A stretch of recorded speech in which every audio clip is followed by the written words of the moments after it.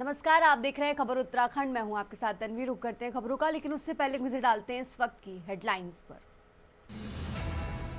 अंकिता हत्याकांड के audio clip मामले में उर्मिला सनावर आज होंगे एसआईटी के सामने पेश। भाजपा नेताओं पर लगाए हैं आरोप। 13 साल जेल में बिताने के बाद हत्या का दोषी नाबालिग घोषित, हाईकोर्ट ने दिया तत्काल रिहाई का आदेश। 21 फरवरी से 20 मार्च तक होगी उत्तराखंड बोर्ड की 10वीं 12वीं की परीक्षा। 2 लाख से ज्यादा छात्र होंगे शामिल। उत्तराखंड में दूसरे राज्य वालों को भी सूची में नाम खोजना होगा आसान, वोटर लिस्ट को भी लिंक करेगा आयोग। पूर्व विधायक सुरेश राठौर ने हाईकोर्ट में अग्रिम जमानत याचिका दायर की। अंकिता भंडारी मामले से जुड़े 2 मुकदमे हैं दर्ज। देहरादून, हरिद्वार समेत कई जिलों में बारिश, बर्फबारी के आसार। मैदान में छाया रहेगा घना कोहरा, मौसम विभाग ने जारी किया अलर्ट। आप देख रहे हैं के न्यूज, खबरों का सारथी। और अब रुक करते हैं खबरों का। खबर नैनीताल से है, जहां धारी ब्लॉक के दीनी तल्ला गांव की महिला को निवाला बनाने वाले गुलदार के पिंजरे में कैद होने से ग्रामीणों ने राहत की सांस ली है। गुलदार ने, आपको बता दें, 26 दिसंबर को महिला पर हमला कर उसे मौत के घाट उतार दिया था। इसके बाद से ही वन विभाग ने गुलदार को पकड़ने की जद्दोजहद शुरू कर दी। इसके लिए अलग अलग चिन्हित ठिकानों पर 8 से 10 पिंजरे लगवाए गए थे और साथ ही 50 से ज्यादा कैमरा ट्रैप भी लगवाए गए, और जिसके बाद गुलदार को गिरफ्त में ले लिया गया है।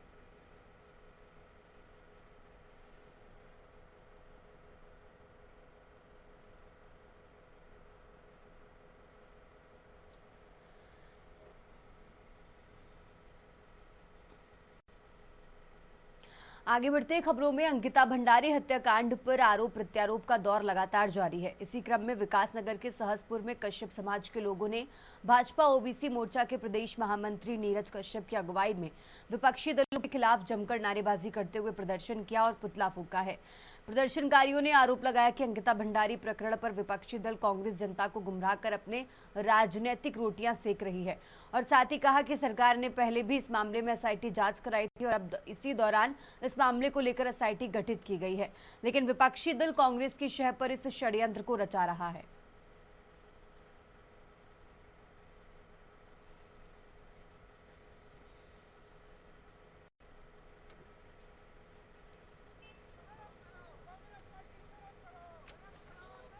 कश्यप महासंघ के द्वारा एक पुतला दहन का कार्यक्रम किया गया, और हमारा केवल पुतला दहन करने का एक ही मतलब है कि जो अंकिता भंडारी हत्याकांड जो हुआ है उसमें जो विपक्षी पार्टी है, कांग्रेस और अन्य पार्टी जो एक ऐसा नैरेटिव समाज में एक सेट करना चाहते हैं और एक सोशल मीडिया के माध्यम से ऐसा माहौल क्रिएट किया जा रहा है कि जैसे यहाँ पे कानून व्यवस्था बिल्कुल खत्म हो चुकी है, जो कि माननीय अंकिता भंडारी हमारी बहन है और इस उत्तराखंड की समस्त प्रत्येक घर से उनके लिए संवेदनाएं हैं। पर आज ये समझने की जरूरत है कि जो विपक्षी लोग कर रहे हैं उससे उस केस को कमजोर करने की कोशिश की जा रही है। और अब खबर हल्द्वानी से है, जहां देर रात हादसे में 13 वर्षीय मासूम की मुखानी रोड स्थित गड्ढे की वजह से मौत होने के बाद प्रशासन की नींद टूटी है। हादसे के बाद कुमाऊं कमिश्नर दीपक रावत टीम सहित स्थलीय निरीक्षण करने मौके पर पहुंचे, और इस दौरान कमिश्नर के सवालों का मौके पर मौजूद निर्माण एजेंसी यूयूएसडीए के अफसर कोई जवाब नहीं दे सके।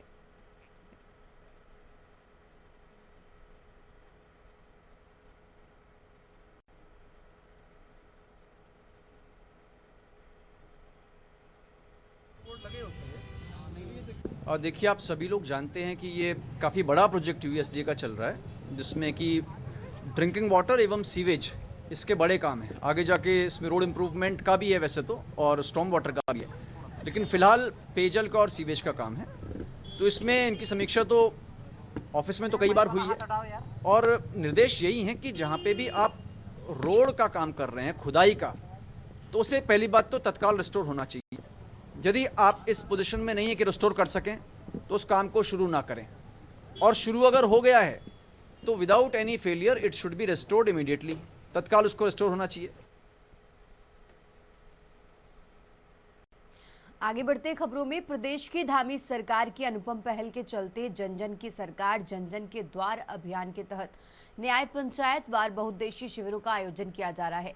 इसी क्रम में विकासनगर अंतर्गत चक्राता, कालसी, सहसपुर और विकासनगर विकासखंड की न्याय पंचायत वार बहुउद्देशीय शिविरों का आयोजन किया जा रहा है, जिसके चलते सहसपुर की झाझरा ग्राम पंचायत में बहुउद्देशीय शिविर का आयोजन किया गया है, जिसमें क्षेत्रीय विधायक सहदेव सिंह पुंडीर ने मुख्य अतिथि के तौर पर शिरकत की और साथ ही इस मौके पर स्वास्थ्य, कृषि, राजस्व, शिक्षा सहित करीब 23 विभागों के अधिकारी व कर्मचारी मौजूद रहे।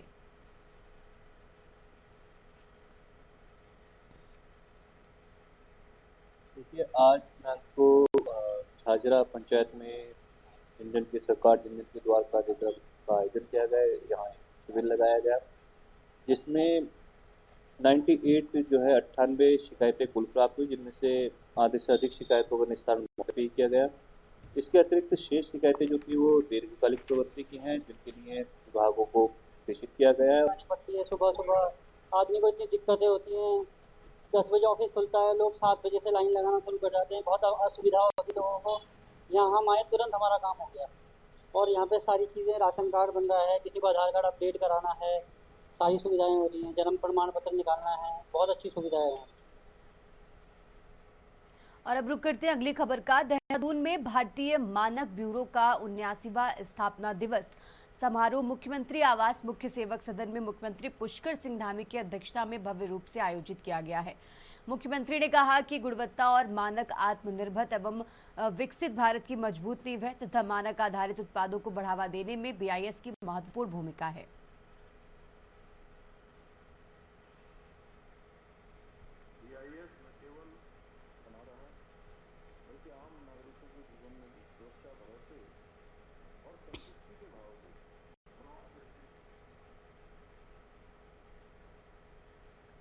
रुक करते हैं अगली खबर का। अंकिता हत्याकांड प्रकरण में जहां कांग्रेस ने प्रदेश भर में आंदोलन छेड़ रखा है, वहीं भाजपा की पैरवी करते हुए भाजपा महिला मोर्चा की प्रदेश महामंत्री रश्मि रस्तोगी और जिला अध्यक्ष विनीता सक्सेना ने भाजपा महिला मोर्चा के साथ विरोध जुलूस निकाला और कांग्रेस का पुतला फूंककर अपनी भड़ास निकाली। उन्होंने कहा कि कांग्रेस के VIP प्रकरण का कोई सबूत नहीं है और दिवंगत अंकिता की आत्मा को सताते हुए दलगत राजनीति पर उतारू हैं, जबकि धामी सरकार ने हत्याकांड के दोषियों को जेल भेजने का काम किया है। उन्होंने कहा कि कांग्रेस का अब कोई जनाधार नहीं है, महज भ्रामक प्रचार कर राजनीतिक रोटी सेक रही है।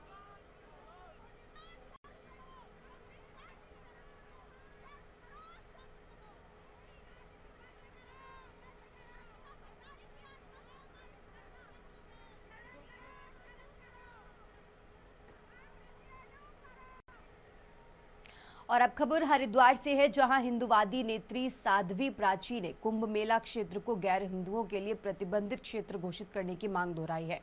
प्रेस क्लब हरिद्वार में आयोजित प्रेस कॉन्फ्रेंस में साध्वी प्राची ने कहा कि पूरे कुंभ क्षेत्र में गैर हिंदुओं की एंट्री बैन होनी चाहिए। उन्होंने लाल किले पर हुई आतंकी घटना का जिक्र करते हुए कहा कि जिस तरह पढ़े लिखे डॉक्टरों ने जिहादी मानसिकता के चलते आतंकी घटना को अंजाम दिया है, इसके बाद सुरक्षा के प्रति सचेत और सजग हो जाना चाहिए।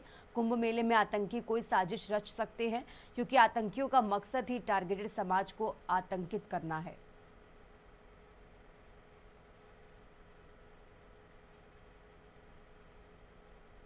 लाल किले पर एक बहुत बड़ी घटना, आतंकी घटना घटी है। उसमें पढ़े लिखे डॉक्टर थे और उन्होंने एक कोई ऐसा पदार्थ, रासायनिक, आप सब जानते हैं मीडिया के बंधु, उनके पास था जिससे लाखों लोगों को मौत के घाट उतारा जा सकता है। गंगा मैया में कोई भी डाल सकता है और फिर कितने लोग स्नान करेंगे? करोड़ों लोग आएंगे पूरे विश्व से, तो कुछ भी घटना घट सकती है। इस व्यवस्था को देख करके मेरे मन में आया कि हर की पैड़ी पर, विशेषकर कुंभ के क्षेत्र में, इनकी एंट्री, अन्य धर्मावलंबियों की एंट्री बंद होनी चाहिए।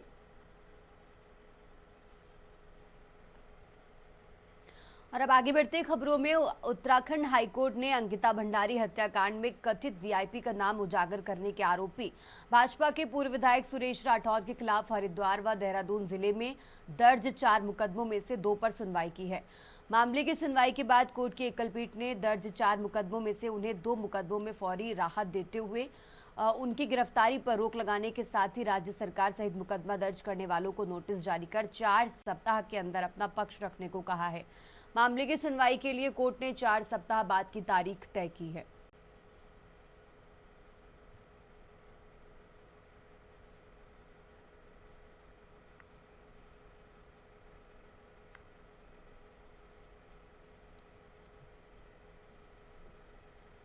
एफआईआर जो है वो विभिन्न थानों में जो है वो दर्ज कराई गई थी अलग अलग लोगों के द्वारा, सुरेश राठौर और उर्मिला सनावत के। जैसे सोशल मीडिया प्लेटफॉर्म पर आजकल वीडियो प्रकाशित की जा रही थी कुछ लोगों द्वारा, और उसमें एक ऑडियो के बेसिस पे जो है वो आरोप ये लगाए गए कि दुष्यंत कुमार गौतम की छवि को धूमिल करने के लिए जो है वो एफआईआर जो वीडियो है प्रकाशित की जा रही है सोशल मीडिया प्लेटफॉर्म। उसमें कोई भी ऐसा विशिष्ट आरोप जो है वो सुरेश राठौर के खिलाफ नहीं था। एफआईआर में 4 एफआईआर दर्ज कराई गई हैं कि एक थाना बादराबाद में, एक थाना जवेड़ा में, एक थाना नेहरू कॉलोनी देहरादून में, एक थाना डालनवाला जो कि कल ही दर्ज की गई है।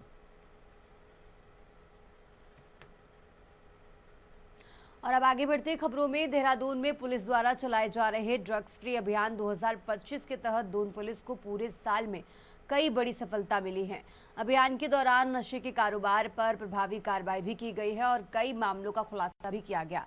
इसके साथ ही पुलिस ने स्कूलों, कॉलेजों और सार्वजनिक स्थानों पर जागरूकता कार्यक्रम भी आयोजित कर युवाओं को नशे के दुष्परिणामों से अवगत कराया है। दून पुलिस का ये अभियान समाज को नशा मुक्त बनाने की दिशा में एक महत्वपूर्ण कदम माना जा रहा है, जो लगातार जारी रहेगा।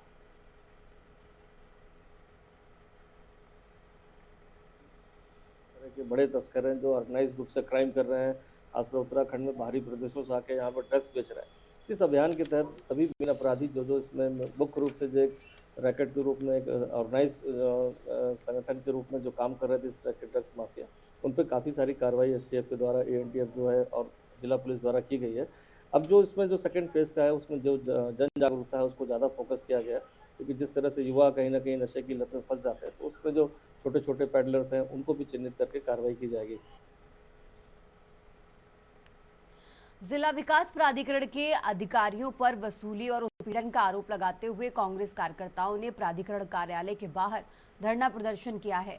जिला विकास प्राधिकरण द्वारा रजिस्ट्री पर रोक लगाने के विरोध में सैकड़ों लोगों ने प्राधिकरण कार्यालय के बाहर प्रदर्शन किया। दरअसल लोगों ने जनपद की तमाम कॉलोनियों में प्लाट तो खरीद लिए, लेकिन विकास प्राधिकरण की रोक के कारण इन प्लॉटों की रजिस्ट्री नहीं हो पा रही है, जिस कारण लोग घर भी नहीं गए। आरोप ये भी है कि प्राधिकरण के अधिकारी इस रोक का फायदा उठाकर लोगों को तंग करते हैं और उनसे नाजायज वसूली कर रहे हैं।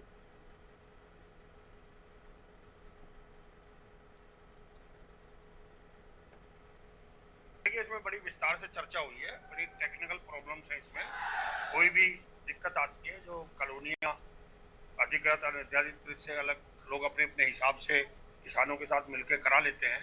अब उनका भी ध्यान रखना है, प्रशासनिक भी व्यवस्थाएं हैं, पर ये तय हुआ है कि 1 महीने के अंदर बोर्ड की बैठक बुलाएंगे, प्राधिकरण बोर्ड की, और इस क्षेत्र के लिए कोई रास्ता निकाला जाएगा।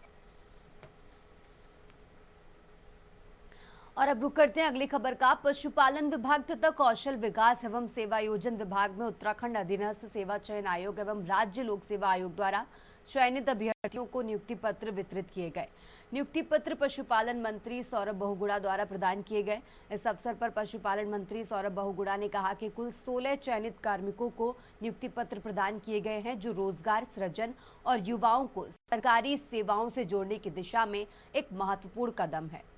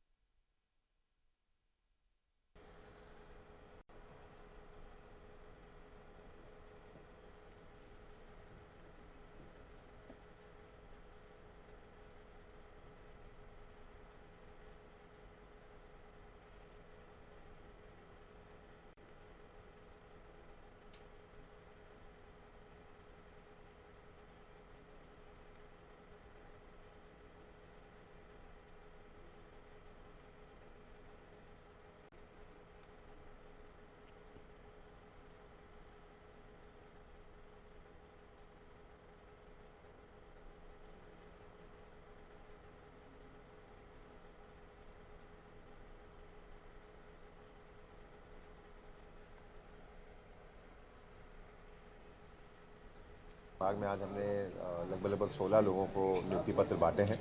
जो उत्तराखंड सरकार की सोच है रोजगार उत्पन्न करने की, लोगों को रोजगार से जोड़ने के लिए, सरकारी नौकरी में लोगों की भागीदारी सुनिश्चित करने के लिए, उसी के तौर पर आज हमने 16 यहाँ पर फार्मासिस्ट जो कि बहुत ज़रूरी अपनी सेवाएं हमारे विभाग को देते हैं, पशुपालक को घर घर जाके जो इलाज करते हैं, वो वैसे 16 लोग आज हमारे विभाग में नियुक्त हुए हैं। मैं उनको बधाई देता हूँ, उनको शुभकामनाएं देता हूँ और उम्मीद यही करूँगा कि आने वाले समय में पशुपालन विभाग को आगे बढ़ाने में, पशुपालन विभाग की योजनाओं को धरातल पर उतारने में और हमारे पशुपालकों को राहत देने में वो अपना पूर्ण सहयोग देंगे।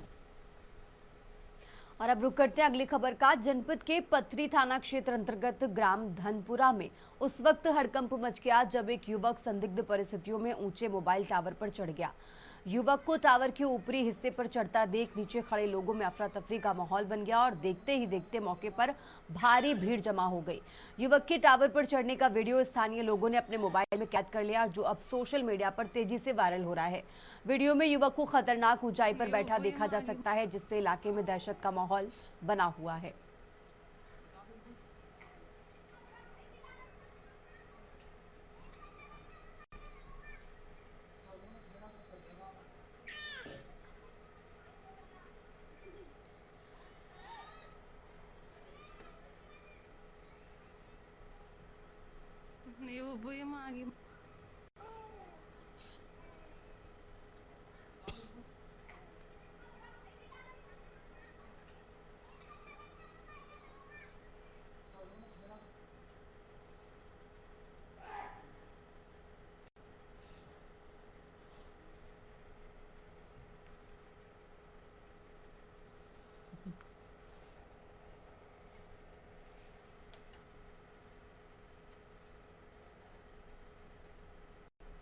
और अब खबर विकासनगर से है, जहां जौनसार बावर क्षेत्र में वनाधिकार का मुद्दा एक बार फिर गर्मा गया है। पन्नालाल सेटलमेंट के तहत मिलने वाले पारंपरिक हक हकूकों को लेकर अब ग्रामीण लामबंद होने लगे हैं। उत्तराखंड स्वाभिमान मोर्चा और कांग्रेस ने इस मुद्दे पर सरकार के खिलाफ मोर्चा खोल दिया है। जौनसार बावर के ग्रामीणों को पन्नालाल सेटलमेंट एक्ट और वाजिब उल अर्ज के तहत जंगलों से लकड़ी, चारा पत्ती और उपखनिज सामग्री लेने का पारंपरिक अधिकार प्राप्त था।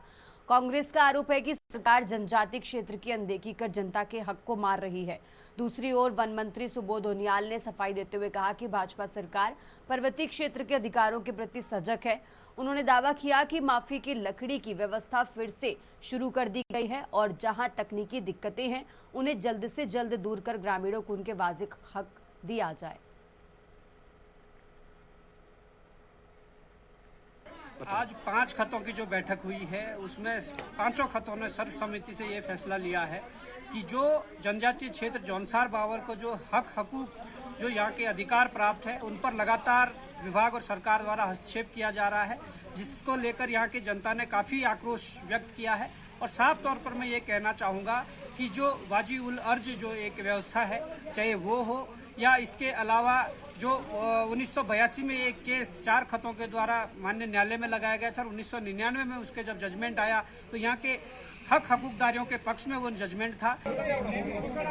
आज की जो बैठक है ये 4 खत जो है इन्होंने 4 खतों ने आयोजित की है, जिसमें हम लोगों को भी भाग लेने का मौका मिला है। इसमें सबसे पहले वाजिब उल हक के संबंध में बात हुई, जिसमें कि 17 साल केस लड़ा गया।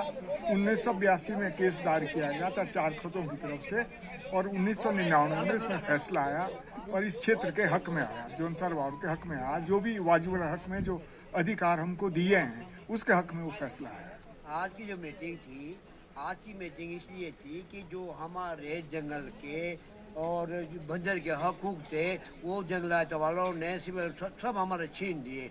हम तो आज की तारीख में लकड़ी भी नहीं काट सकते। अगर घर के लिए कोई मकान को लकड़ी बनाए तो जंगलात वाले आते, घर से भी उठा कर ले जाते, वो भी वो कर देते हैं। और इस हकूक के लिए हमारे पास इसका प्रमाण, हमने 17 साल 18 साल तक का केस लड़ रखा, जंगलात का केस लड़ रखा। और अब रुक करते हैं अगली खबर का। मुख्यमंत्री पुष्कर सिंह धामी ने अंकिता भंडारी हत्याकांड को लेकर विपक्ष द्वारा किए जा रहे दावों और सोशल मीडिया पर वायरल हो रहे एक ऑडियो क्लिप पर तीखी प्रतिक्रिया दी है। सीएम धामी ने कहा कि सरकार ने इस मामले में पहले दिन ही सख्त रुख अपनाया है और दोषियों को सजा दिलाने में कोई कसर नहीं छोड़ी है। मुख्यमंत्री ने याद दिलाते हुए कहा कि घटना के तुरंत बाद तथ्यों को सामने लाने के लिए एसआईटी का गठन किया गया था, जिसकी प्रभावी पैरवी के कारण तीनों आरोपियों को कठोर कारावास की सजा मिल चुकी है।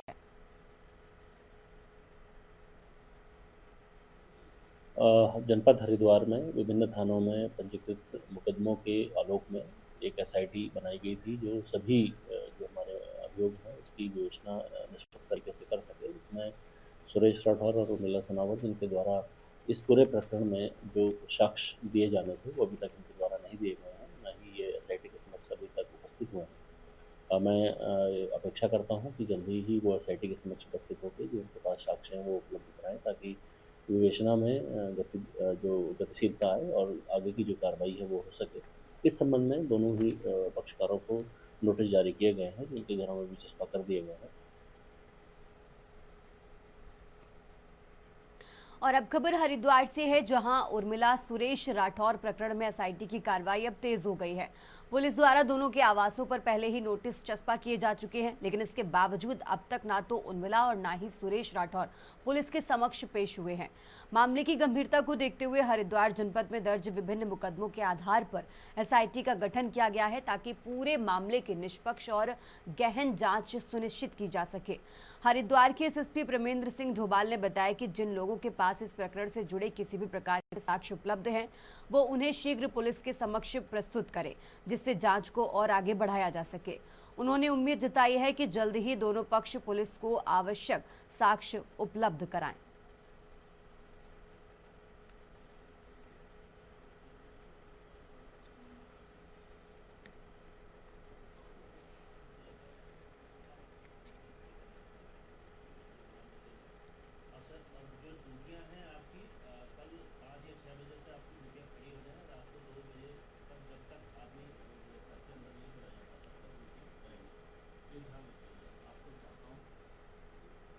और अब खबर लक्सर से है, जहां लक्सर तहसील मुख्यालय पर आयोजित तहसील दिवस में मुख्य विकास अधिकारी ललित नारायण मिश्रा ने फरियादियों की शिकायतें सुनी।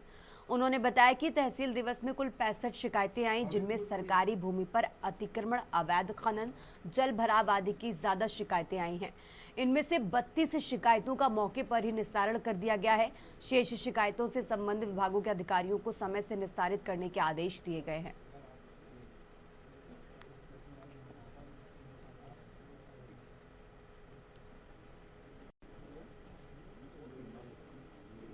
साहब के यहाँ पर थी, अब उससे पहले सेम पोर्टल वगैरह थी, और यहाँ से कोई कार्रवाई होती है तो ठीक है, वरना फिर हाई कोर्ट जाना पड़ेगा। अभी क्यों कार्रवाई पटवारी को बुला गया जी, उनसे कहा गया कि सर खाली कराओ, डीएम साहब ने बोल दिया सर पटवारी खाली, तो हाई कोर्ट जाना पड़ेगा जी। हाई कोर्ट जाऊंगा। और इतनी जमीन 120 बीघा के आसपास जमीन ये एतमाल के जंगल में है जी, और मुस्तकम में भी इतनी जमीन पर अवैध कब्जा कर रखा है लोगों ने। दबंग लोग हैं, मर्डरिस्ट हैं, 2 मर्डर कर रखे हैं। अगर उन्हें वैसे कहते हैं तो कोई सुनवाई नहीं होती, कानून भी कुछ नहीं करता। देखिए, आज तहसील दिवस में जो शिकायतें आई हैं उनमें अतिक्रमण के संबंधी शिकायतें हैं, कुछ निर्माण संबंधी शिकायतें हैं, कुछ जगह पे जैसे जो नाले का पानी है वो गांव में भर रहा है उसकी शिकायत है।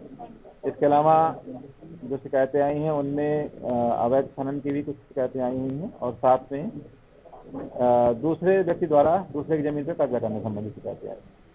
तो लगभग 65 शिकायतें आई हैं, जिसमें 32 का निस्तारण मौके पर किया गया है। उत्तराखंड की खबरों में फिलहाल इतना ही। आप देखते रहिए के न्यूज़ इंडिया।